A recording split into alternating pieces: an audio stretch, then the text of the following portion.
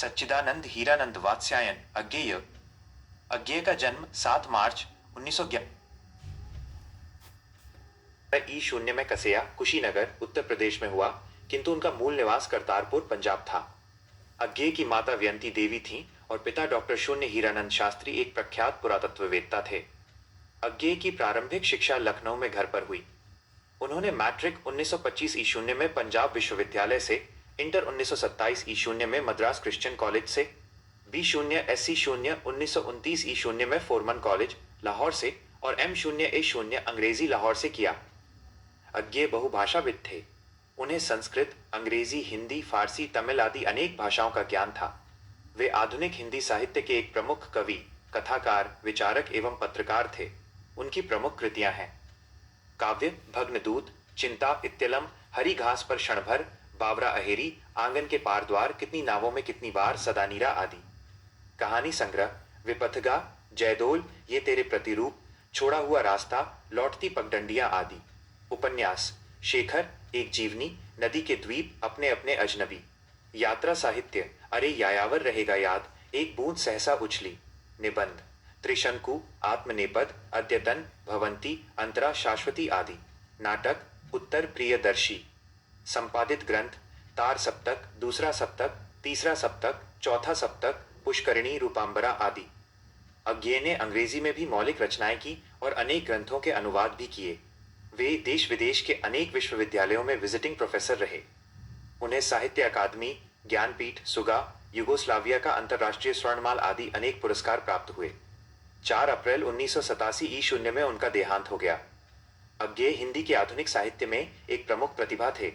उन्होंने हिंदी कविता में प्रयोगवाद का सूत्रपात किया। 7 कवियों का चयन कर उन्होंने तार सप्तक को पेश किया और बताया कि कैसे प्रयोग धर्मिता के द्वारा बासीपन से मुक्त हुआ जा सकता है। उनमें वस्तु, भाव, भाषा, शिल्प आदि के धरातल पर प्रयोगों और नवाचारों की बहुलता है। आधुनिक सभ्यता की दुर्दांत, मानवीय विभीषिका का चित्रण करने वाली ये कविता एक अनिवार्य प्रासंगिक चेतावनी भी है। कविता अतीत की भीषणतम मानवीय दुर्घटना का ही साक्ष्य नहीं है, बल्कि आणविक आयुधों की होड़ में फंसी आज की वैश्विक राजनीति से उपजते संकट की आशंकाओं से भी जुड़ी हुई है। आधुनिक कवि अज्ञेय की प्रस्तुत कविता उनकी समग्र कविताओं के संग्रह सदानीरा से यहाँ संकलित है।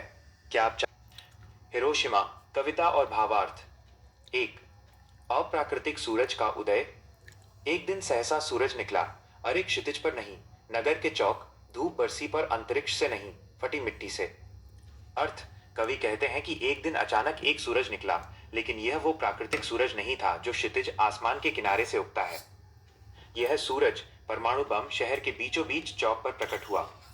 इससे निकलने वाली विनाशकारी रोशनी और गर्मी अंतरिक्ष से नहीं, बल्कि बम फटने के कारण धरती की फटी हुई मिट्टी से निकली थी। 2 दिशाहीन छायाएं और विनाश। छायाएं मानव जन की बदिशाहीन बतन सब ओर पड़ी। वह सूरज बर नहीं उगा था पूरब में, वह बरसा सहसा ब दिस्तु बैकाल, सूर्य के रथ के बैतान काल, सूर्य के रथ के बैतान पहियों के ज्यों, अरे टूट कर ब दसों दिशा में। अर्थ सामान्यतः सूरज की रोशनी से छाया एक निश्चित दिशा में बनती है, लेकिन इस परमाणु बम रूपी सूरज की किरणें इतनी तीव्र थीं कि मनुष्यों की छायाएं हर तरफ दिशाहीन होकर बिखर गईं। ये सूरज पूरब से नहीं उगा था, बल्कि अचानक आसमान से मौत बनकर बरसा था।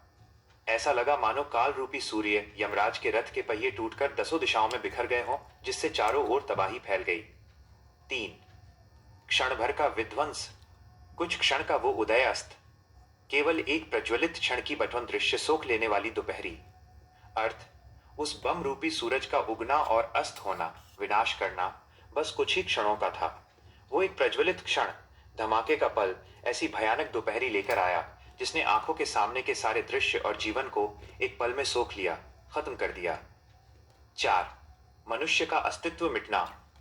फिर वह छायाएं मानव जन की ब नहीं, मिटी लंबी हो होकर इरिस्तुत बट मानव ही सब भाप हो गए। भाई छायाएं तो अभी लिखी हैं।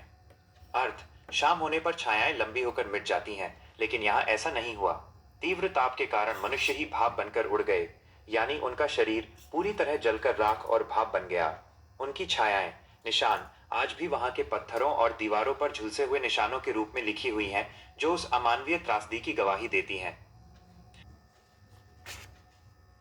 झुलसे हुए पत्थरों पर, उजड़ी सड़कों की गज पर। मानव का रचा हुआ सूरज मानव को भाप बनाकर सोख गया। पत्थर पर लिखी हुई ये जली हुई छाया मानव की साखी है। हिंदी भावार्थ मीनिंग। संदर्भ। इन पंक्तियों में कवि ने जापान के हिरोशिमा नगर पर गिराए गए परमाणु बम की विभीषिका का वर्णन किया है। झुलसे हुए पत्थरों पर, उजड़ी सड़कों की गज पर बम फटने के बाद जो भीषण गर्मी पैदा हुई, उसने न केवल जीवन को नष्ट किया, बल्कि वहां के पत्थरों को झुलसा दिया और सड़कों के फर्श गज को भी तहस नहस कर दिया। आज भी उन पत्थरों और सड़कों पर उस विनाश के निशान मौजूद हैं। मानव का रचा हुआ सूरज मानव को भाप बनाकर सोख गया। यहाँ मानव का रचा हुआ सूरज परमाणु बम का प्रतीक है। प्रकृति का सूरज जीवन देता है, लेकिन मनुष्य द्वारा बनाया गया ये कृत्रिम सूरज परमाणु बम इतना भयानक था कि उसने जीवित मनुष्यों को क्षण भर में भाप बनाकर उड़ा दिया। लोग जलकर राख भी नहीं हुए, बल्कि सीधे भाप बनकर गायब हो गए। पत्थर पर लिखी हुई ये जली हुई छाया मानव की साखी है। धमाके के समय जो लोग जहां थे, उनकी शरीर की परछाइयां पत्थरों पर काले निशानों के रूप में छप गईं। कवि कहते हैं कि पत्थर पर बनी ये जली हुई छाया इस बात की साखी गवाह साक्ष्य है कि मनुष्य ही मनुष्य का सबसे बड़ा शत्रु बन गया और उसने अपनी ही सभ्यता का विनाश कर डाला। यह छाया मानव की क्रूरता और विज्ञान के दुरुपयोग का प्रमाण है।